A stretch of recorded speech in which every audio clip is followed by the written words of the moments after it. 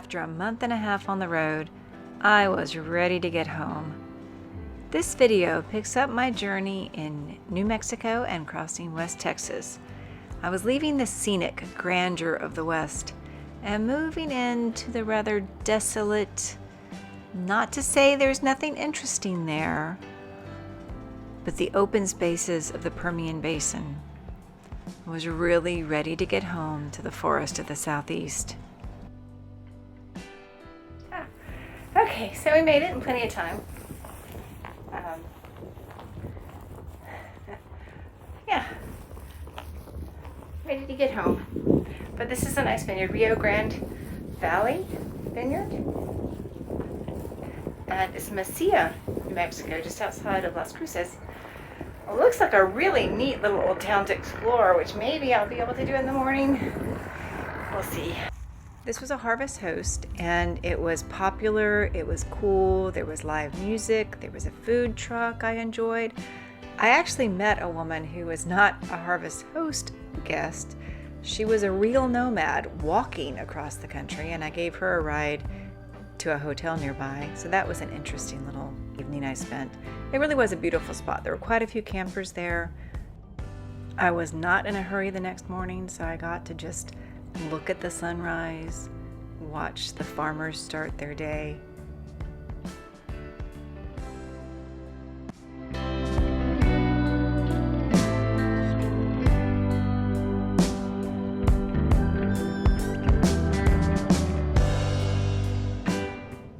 I was surprised by the pecan groves and the pistachio groves in the area.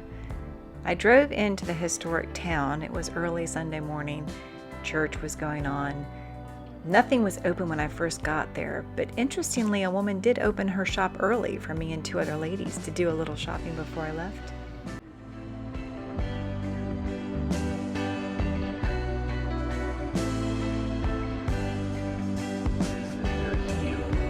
Because Jesus is perfect in following the 10 commandments of his Father.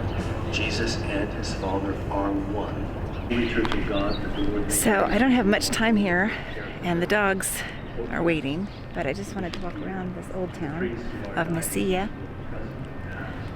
Love to come back sometime, just have to plan it because it's too early for anything much to be open. Then it was on to a dog park, and it was fun. The people were really friendly, and I got some good information about the area, which I tried to follow.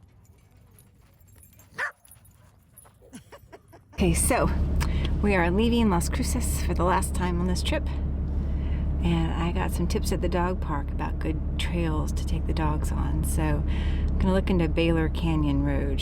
The lady I talked to said that it's a beautiful road and you can just pull off and walk on a trail for a little bit. So we are in the Oregon Mountains and just had a very exciting attempt to go down Baylor Canyon Road, which was too rough for me with the camper, so I had to back out, but I did it with Randy's help on the phone, and now we're going to do a hike. Oh, and it is beautiful here. I never found the trail that the lady at the dog park told me about, or the nomad told me about when he was helping me back out of the road that got too rough for me, but I still enjoyed seeing the Oregon Mountains, and I'd love to go back and actually find a trail.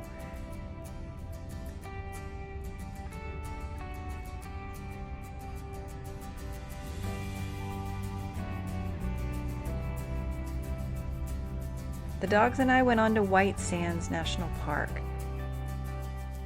through the desert. White Sands is interesting. I didn't do much except walk around a little bit. I don't know that I'd go back out of my way to see White Sands, but it's neat when you're nearby.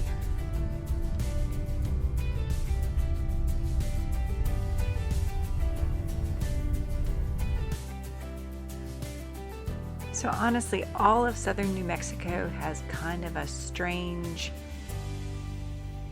interesting vibe, and you could definitely make a vacation there where you just see a bunch of unusual things. I was leaving that area though, going up over the mountains was much better than the time I came over in the dark and the snow the first time, headed west.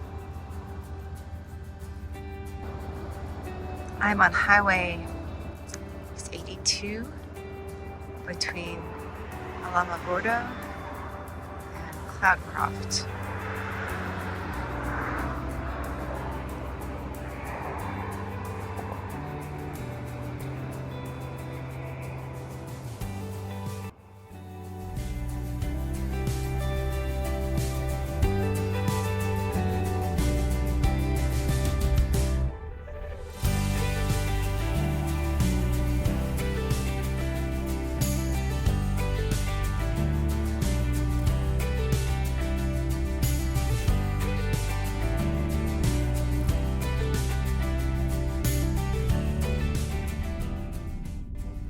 My destination for the night was Hope, New Mexico. It was the first time I'd used a Boondockers Welcome, and the family was so nice. I actually had dinner with them. Hope is a very empty town. It used to be more prosperous. I enjoyed the drive through the forest and the snow to get there. And I think the most interesting thing I can say about Hope is it has a really interesting history. It used to have a river that went through it and irrigated apple orchards. One year back in the early 20th century, they had a hard freeze, killed all the apple trees, and then the river went underground, and Hope has never recovered. But just this year, I saw an article in USA Today about how there is hope for the future of Hope because it's close enough to Artesia, which is a growing town in New Mexico.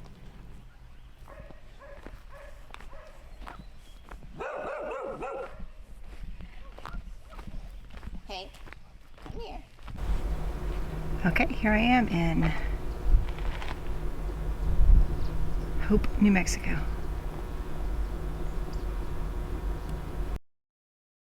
I did stop briefly in Artesia because there was an interesting looking park with some cool sculptures and a cool rock building I wanted to see up close. The sculptures were tributes to the oil and gas industry and the family, the Chase family, that I guess found the first big strike. I thought the statues were really interesting and cool, but Pepper disagreed with me.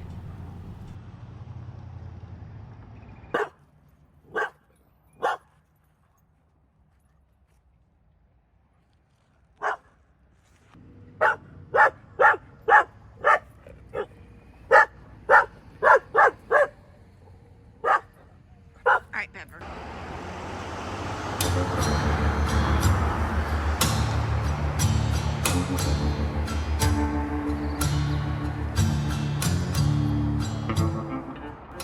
So these towns are all in the Permian Basin, the part of the country where there's so much gas and oil drilling. I can't say it's scenic, but it is interesting to see.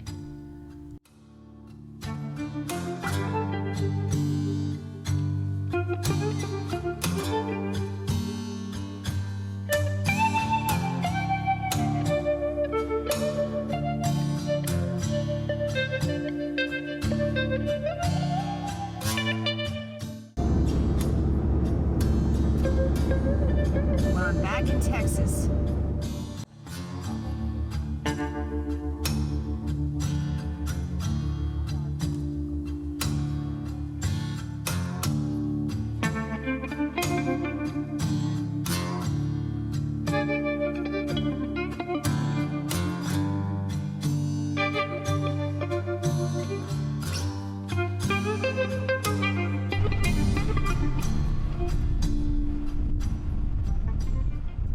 Seriously feels like camping at the end of the world. I'm at Lake Colorado City State Park. There is one other camper here. There's some kind of algae bloom on the lake. So it's a campground that I guess mostly is people coming here for fishing at the lake, and the lake is closed to fishing. So there is just nobody here but me and one other person. And it's a big campground, so it's kind of spooky, kind of creepy. Trying to find something interesting everywhere I go. If West Texas is your home, I'm sorry, but it's hard. This is kind of, it just makes me feel like I'm at the end of the world.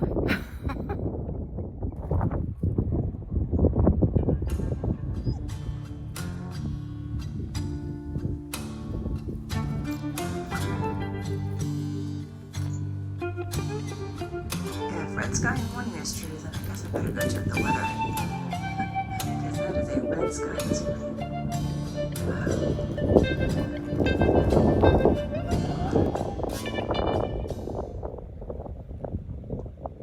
I wonder if the weekends are busy here. I know years ago in Indiana, we stayed in a campground that was about this huge and empty, and it was just us and the raccoons until Thursday night, and then it got packed. So maybe that's like this. Should have said maybe this is like that. Oh, so I have how many more days? Oh gosh. Louisiana, Mississippi, Alabama. 4 more days. If it doesn't start raining, if it starts raining, I'm gonna maybe change my plans a little bit, because my last night's at a bison farm. That doesn't really sound like a fun way to spend a rainy day. So might change my route a little bit, make it more just straight in on 920. I'm really ready to not be walking the dog by myself all the time, because they're not well trained, and that can be my fault. That's fine, I'll take the blame. But it doesn't make it any more pleasant. And I'm ready to be back in my house. It's been an interesting journey. I can't even imagine what it would have been like without the dogs. I think it would have been entirely different and much easier. So, oh my goodness. Yeah. No. Maggie has no idea those are prickly pears, and that it would really hurt if she got out there. Come on. Hello, Pepper. Hello. That's Pepper. Bouncing. Pepper bouncing. Yeah. So there's the lake from Lake State Park, and some petroleum infrastructure across the way. That is the most West Texas picture right there. The prickly pears. I didn't know there were this many prickly pears in the world. I bought that coffee in Mesilla, and I'm really enjoying it. It's actually, I can taste it. It's fruity. It's low acid. Oh, here's Pepper. Hi, Pepper.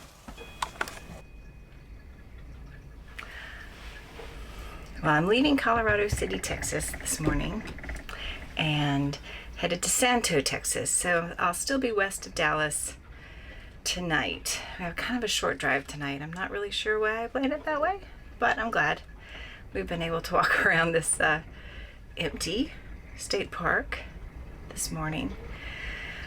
And so my trip is almost over. I've got one more night in Texas, Louisiana, Mississippi, Alabama, Georgia. So wrapping up. So far so good, really, except for the little truck episode. And as I think about it, there are a few things that I really feel good about the trip, the plan, and the way it went. And I wanted to share those because sometimes in the heat of the day, I feel like all I do is talk about the hard things. RV Life Trip Wizard is what I used to plan the trip. And it was great. I love the way it lets you pick a place and then have they're not circles, they're not simple circles, but you can in any direction see what 250 miles would be like, or 200 miles, or 150, and find campgrounds within that driving distance. And that's how I planned the whole trip. Even if I ended up staying at a Harvest Host or a hip camp, I was able to see where I could get that day. And that has worked perfectly. All the campground recommendations have been very accurate. The places that got great reviews were great. This state park got okay reviews, and I would say that's very fair.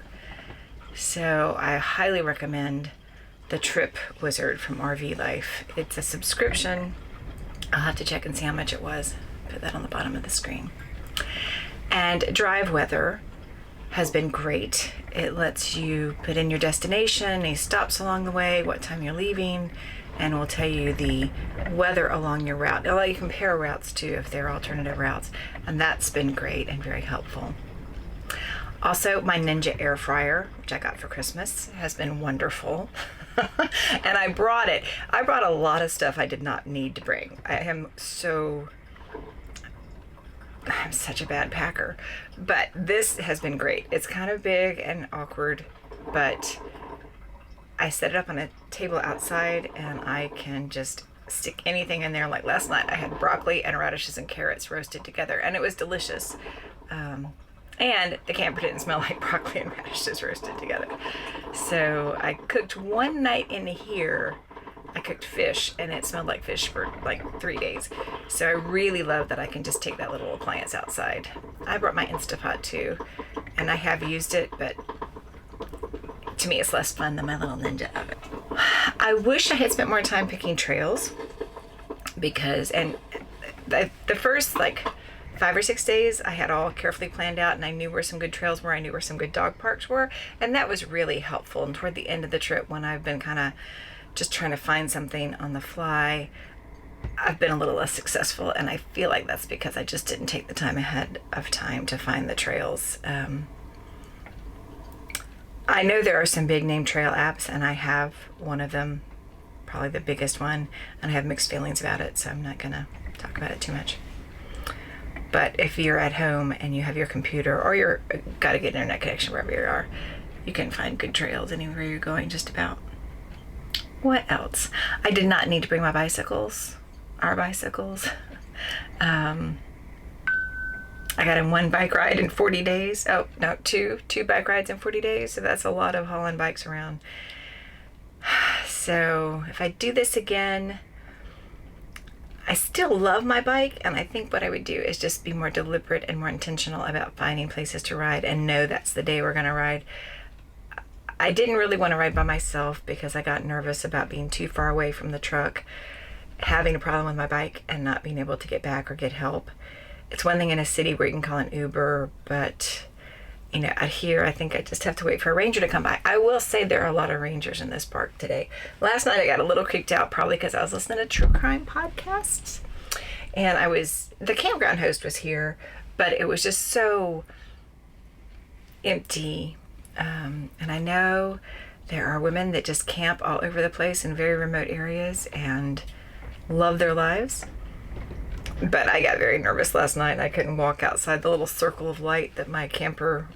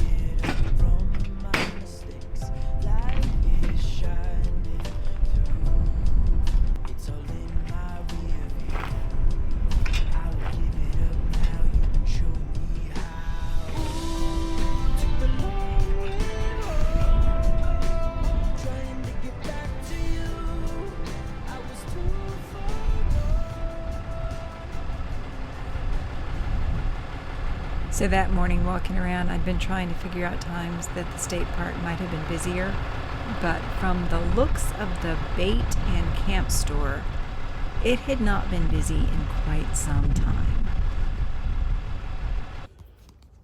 We're having a quiet evening here. We got in kind of early and we've all eaten, and Hank actually looks like he might snuggle with me. No, he's gonna Hank, you just put your rear end next to my face. That's not good. And his head's on my pillow. Pepper and Maggie are settled down. We'll go out again before bed, but this is nice and restful right now.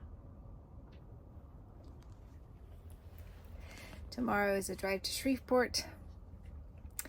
Land is looking a little bit more like home, so that's nice. So I guess that night I was still officially in West Texas because I was west of Fort Worth, but it was starting to look more like home. Then it was on to Shreveport, like I said, and the East Coast. Almost home. Trying to get back to you, I was too far gone. Oh, thinking I had something to prove.